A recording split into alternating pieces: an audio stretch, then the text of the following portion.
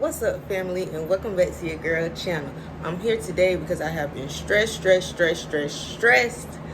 to find out how to mount my new salon station and my home. The directions came, help you put it together, everything looks nice, but they do not tell you how to mount it to the wall. The screws that it came with did not work, but I got a trick for you. Come on. So this is the salon station I got. I ordered it from Walmart for $60, and it comes with all the instructions to put it together, but it do not tell you how to mount it on the wall. So I went to Home Depot. I found these things here. They're called flip toggles.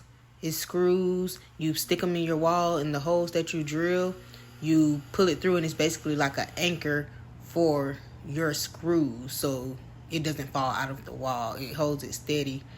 And yeah, so pretty much we did not get it when you put the flip toggles in the wall, but you stick the flip toggle in the wall, you tighten it up like you would a zip tie, and you rip off the rest, and then you put your screws in as normal, as if you're using your screwdriver to put it in the hole.